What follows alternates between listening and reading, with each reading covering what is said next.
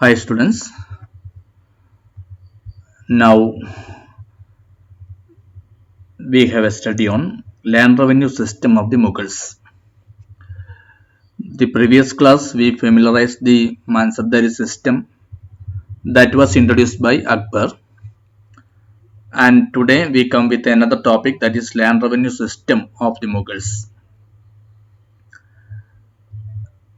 The success of the Mughal Empire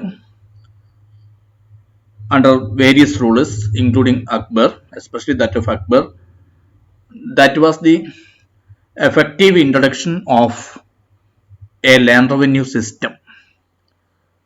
So the land revenue system that introduced by the Mughals was influenced by the models developed by the Arabs, Turks, Mongols, Abbasid. So this kind of models in the field of land revenue collection that was imitated or followed by the Mughals, and they developed an effective revenue system. Mughal success, that was the development of an effective revenue system.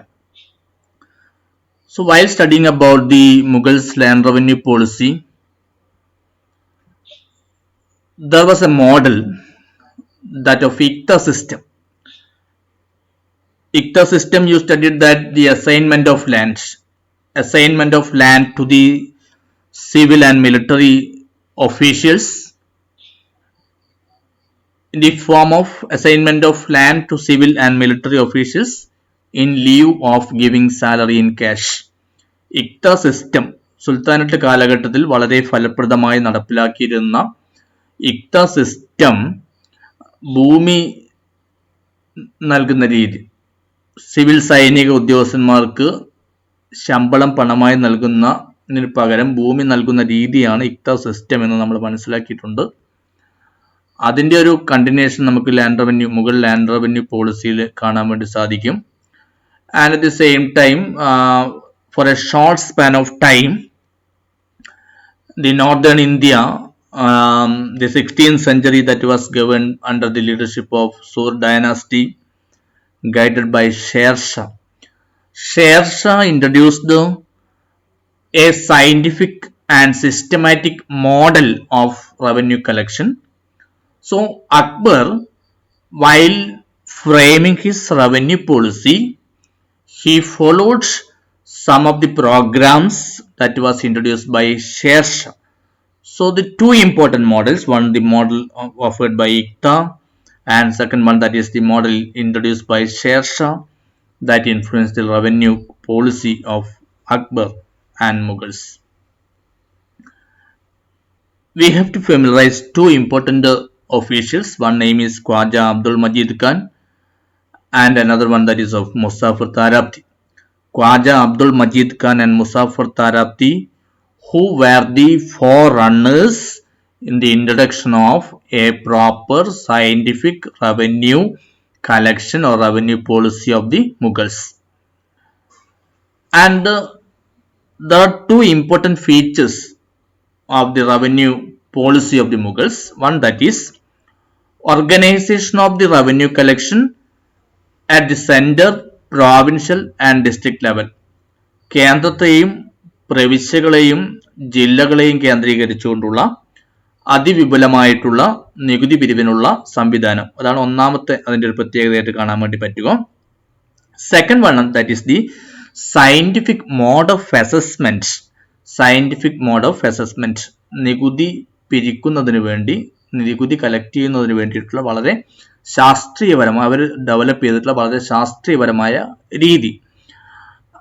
Entire land was scientifically surveyed and proper assessment system that was developed. ഇപ്പോൾ മുഗൾ കാലഘട്ടത്തിലെ നികുതി പിരിവിനെ പറ്റി നമ്മൾ സംസാരിക്കുന്ന സമയത്ത് രണ്ട് പ്രധാനപ്പെട്ട feature പറയാൻ വേണ്ടി പറ്റും.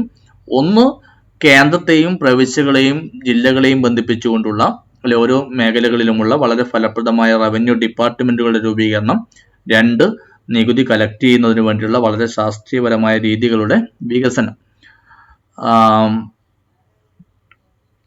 Another, you already point out that the ICTA system and land survey that provide a model to the Mughals.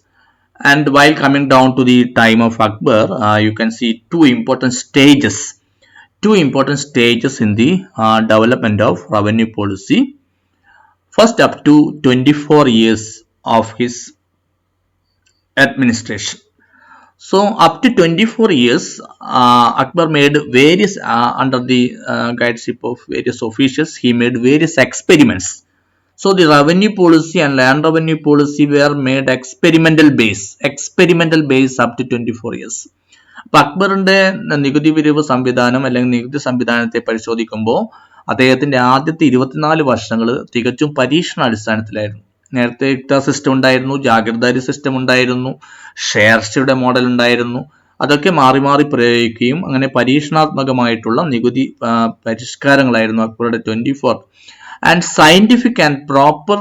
scientific, systematic and proper revenue collection during the time of Akbar, that was started after 25 years of his administration. അദ്ദേഹത്തിന്റെ ഭരണത്തിന്റെ 25 വർഷത്തിന് ശേഷമാണ് തികച്ചും ശാസ്ത്രീയപരമായിട്ടുള്ള ഒരു നികുതി സംവിധാനം മുന്നോട്ടേക്ക് കൊണ്ടുവരുന്നത്. First stage, that was in 1560. In 1560, total revenue was fixed on the basis of rough revenue estimate of the Sarkar. Khwaja Majid Khan in 1560 introduced a new program of revenue collection that was based on the rough revenue estimate of the Sarkar. സർക്കാർ നമ്മൾ പറയുന്നത് ജില്ലകളെയാണ്. അപ്പോൾ ജില്ലകളിൽ നിന്നും കിട്ടുന്ന എത്രമാത്രം നികുതി collect ചെയ്യുന്നു എന്ന് ജില്ലകളിൽ നിന്നും കിട്ടുന്ന റവന്യൂ വിവരങ്ങളുടെ അടിസ്ഥാനത്തിൽ, ജില്ലകളിൽ നിന്നും കിട്ടുന്ന റവന്യൂ കളക്ഷന്റെ വിവരണങ്ങളുടെ അടിസ്ഥാനത്തിലുള്ള ഒരു നികുതി പിരിവ് സംവിധാനം 1560 ഖ്വാജ മജീദ് ഖാൻ കൊണ്ടുവന്നു. And by 1571, Muzaffar Tarapti and Todermal, who became a Rajaput Mansabdar who served under the Akbar, he introduced the very remarkable programs in the field of revenue collection. So in 1571, under the leadership of Tarapti and Todermal, they introduced a revenue policy based on, they prepared a revised schedule based on the estimate provided by Kanungos. Kanungos എന്ന് പറയുന്നത് they were the officials functioning in the village level.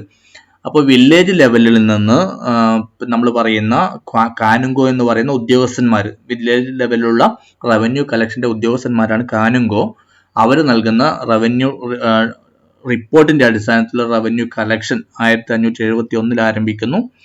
And the report of the qanungos was rectified by the qanungos at the centre.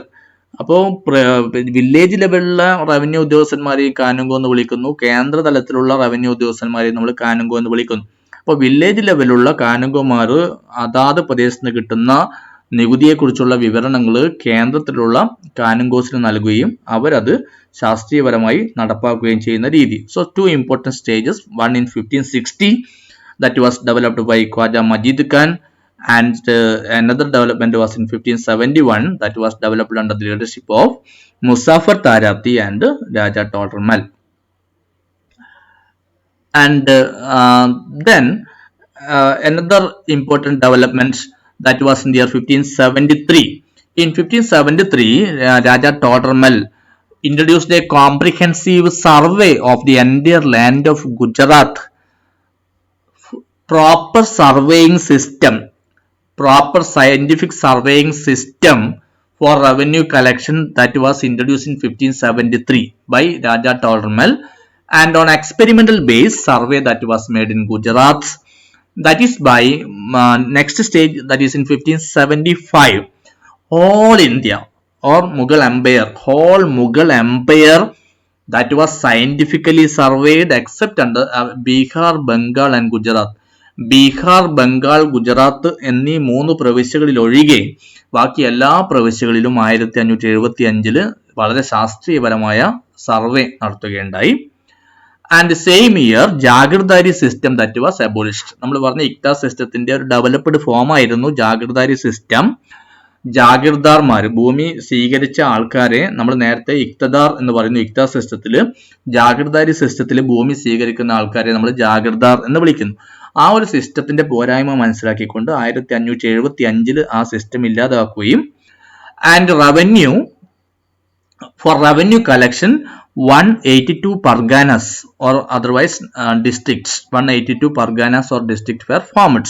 അപ്പോൾ ഈ പറയുന്ന ജാഗിർദാരി സമ്പ്രദായത്തിന് പകരം ജില്ലാ അടിസ്ഥാനത്തിലുള്ള നികുതി പിരിവ് ആരംഭിക്കുകയും 182ഓളം പർഗാനകൾ രൂപീകരിക്കാൻ തീരുമാനിച്ചു.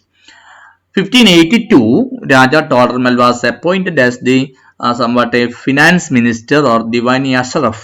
He was appointed. And another important development is the introduction of the Dahsala system. What actually means Dahsala system? For the existing system or prevailing system of revenue collection in the Mughal period was that of annual estimate of revenue collection. And this annual estimate was rectified by the ruler every year. So that was very difficult, fixing the revenue annually, getting the grants or getting the permission from the ruler. That is a very difficult task. That is why Raja Todermal introduced the Dahsala system. Dahsala system, revenue estimate was prepared for 10 years. Instead of 1 year, revenue estimate was prepared for 10 years. നിലവിലുള്ള system എന്ന് പറഞ്ഞാൽ എല്ലാ വർഷവും നികുതി നിശ്ചയിക്കുകയും അത് ഭരണാധികാരിയുടെ അംഗീകാരത്തിന് സമർപ്പിക്കുകയും അതിന്റെ അടിസ്ഥാനത്തിൽ നടപ്പിലാക്കുകയാണ്. അപ്പോൾ ചെറിയൊരു സമയത്തിനുള്ളിൽ ഈ പ്രക്രിയ മുഴുവൻ നടപ്പിലാക്കിയെടുക്കുന്നതിന് പ്രയാസമുണ്ടായിരുന്നു. അപ്പോൾ അതിന്റെ ഭാഗമായിട്ട് 10 വർഷ കാലഘട്ടത്തിലേക്ക് നികുതി നിശ്ചയിക്കുന്ന ഒരു സമ്പ്രദായത്തെയാണ് നമ്മൾ ദഹസാല സിസ്റ്റം എന്ന് പറയുന്നത്. So this dahsala system that was introduced by Raja Todarmal, collection based on 10 years estimates. ആ ദഹസാല സിസ്റ്റത്തെ നമ്മൾ മൊത്തമായിട്ടും അതിന്റെ അസസ്മെന്റിനെ, നികുതിയുടെ അവലോകനത്തെ നമ്മൾ ഗാലാബക്ഷ അല്ലെങ്കിൽ ബത്തായ് സിസ്റ്റം എന്ന് പറയുന്നത്. 3 തരത്തിലുള്ള അസസ്മെന്റ് ആണുള്ളത്. അതായത് 3 തരത്തിലുള്ള നികുതി പിരിവിന് വേണ്ടിയിട്ടുള്ള 3 തരത്തിലുള്ള രീതി, അതിനെയാണ് നമ്മൾ ഗാലാബക്ഷ എന്ന് മുഴുവനായിട്ടും പറയുന്നത്. അതിൽ 3 ഘടകങ്ങളാണുള്ളത്. ഒന്ന് കേത്ത് ബത്തായ്. കേത്ത് ബത്തായ് means sharing of the crops between the state and peasant. Sharing of the crops between the state and peasant even before the harvest. അപ്പോൾ സ്റ്റേറ്റും ഗവൺമെന്റും കർഷകന്മാരും തമ്മിൽ ആകെയുള്ള ഉൽപാദനത്തെ വീതം വെച്ചെടുക്കുന്ന രീതിയെ നമ്മൾ കേത്ത് ബത്തായി എന്ന് പറയും. അത് കാലാപക്ഷയിൽ വരുന്ന ഒരു കാര്യമാണ്.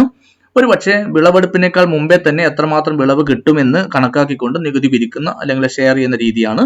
Second one, that is of long batai, that is the sharing after the crop was harvested.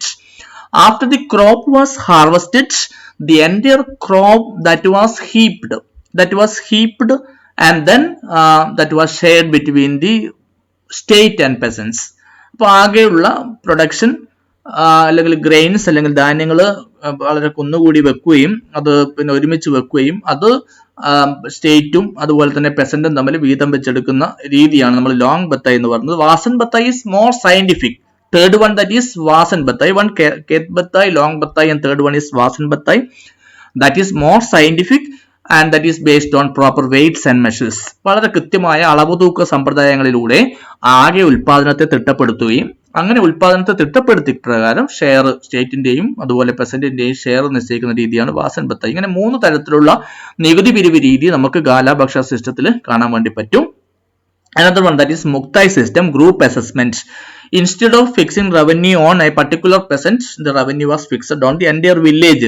ഒരു വില്ലേജിന് മുഴുവനായിട്ട് അല്ലെങ്കിൽ ഒരു പ്രത്യേക പ്രദേശത്തിന് മുഴുവനായിട്ട് നികുതി ചുമത്തുന്ന രീതിയാണ് നമ്മൾ മുക്തായ് സിസ്റ്റം എന്ന് പറയുന്നത്. It is Abul Fasal make an argument. We have different textbooks concerned with the study of the medieval revenue collection. Irfan Habib make a very elaborate study, and in this way medieval textbooks, travel accounts, all that provide us a detailed description of the revenue collection. And Abul Fasal said that Akbar followed the Sapti system. Sapti system was very scientific. Entire land was scientifically surveyed and collection was scientifically monitored, and in this way Sapti system that was introduced by Akbar. And he changed the measurement scale. നമ്മൾ പറയുന്ന ഭൂമി അളക്കാൻ വേണ്ടിയിട്ടുള്ള അല്ലെങ്കിൽ മറ്റു ഘടകങ്ങൾക്ക് അളക്കാൻ വേണ്ടിയുള്ള സ്കെയിൽ നേരത്തെ ഹെമ്പൻ വോർപ്പസ് എന്ന് പറയുന്ന സ്കെയിലാണ് ഉണ്ടായിരുന്നത്. that was replaced by Jarib, made of bamboo. ജാരിബ് എന്ന് പറയുന്ന ഒരു പുതിയ സ്കെയില് അക്ബറുടെ കാലഘട്ടത്തിൽ ഇൻട്രൊഡ്യൂസ് ചെയ്തു. ആൻഡ് ലാൻഡ്, ഭൂമിയെ നാലായി തിരിക്കുന്നുണ്ട്. Entire land was on the basis of the quality of the soil, on the basis of the production or quality of the soil. The entire land was divided into Polaj, Paraudi, Chachar and Benchar. എല്ലാ വർഷവും cultivate ചെയ്യാൻ പറ്റുന്ന വളരെ ഫലഭൂഷ്ടമായ ലാൻഡിനെയാണ് നമ്മൾ പൊളാജ് എന്ന് പറയുന്നത്. Annually cultivated land were known as polaj. Land left fallow occasionally, എല്ലാ വർഷവും ചെയ്യാതെ ഇടക്ക് തരിശായി കിടക്കുന്ന ഭൂമിയെ നമ്മൾ പറൗതി എന്ന് പറയും. Chachar, that was not a fertile land. Land left fallow for 3 to 4 years, 3-4 വർഷം തരിശായി കിടക്കുന്ന ഭൂമിയെ നമ്മൾ ചാച്ചർ എന്ന് പറയും.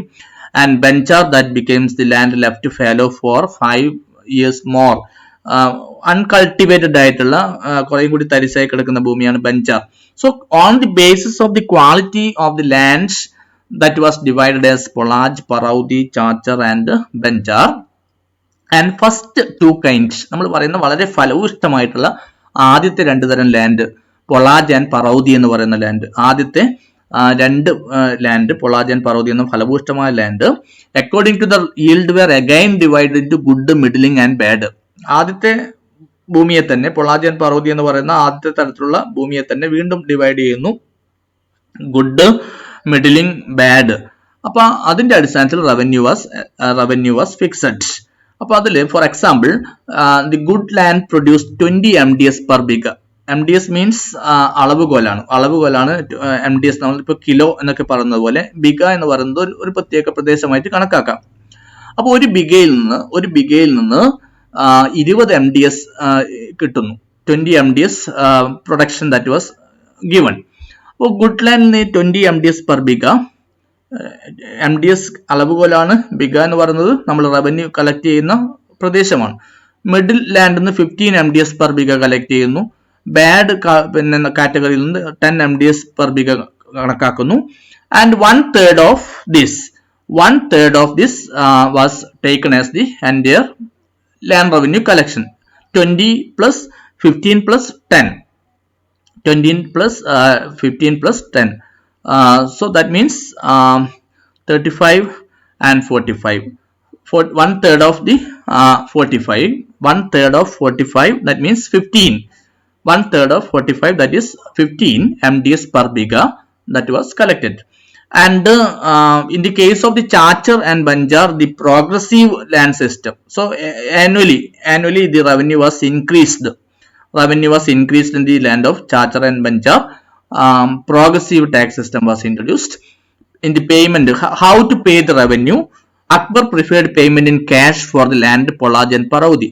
അക്ബർ പ്രധാനമായിട്ടും നമ്മൾ പറയുന്ന ആദ്യത്തെ 2 ലാൻഡ്, പൊളാജ്, പറൗതി എന്ന് പറയുന്ന ലാൻഡിൽ നിന്ന് നികുതി പണമായിട്ട് തന്നെയാണ് കളക്ട് ചെയ്തത്. ചാച്ചറിൽ നിന്നും ബെഞ്ചറിൽ നിന്നും നമ്മൾ പറയുന്ന ഉൽപ്പന്നങ്ങളായിട്ടാണ് നികുതി കളക്ട് ചെയ്തിരുന്നത്. We have to familiarise some of the revenue collectors. The state ലെവലിലും അല്ലെങ്കിൽ നമ്മൾ പറഞ്ഞ കേന്ദ്ര തലത്തിൽ അമിൽ എന്ന് പറയുന്ന ഉദ്യോഗസ്ഥനാണ്. Amil who became the prominent revenue official.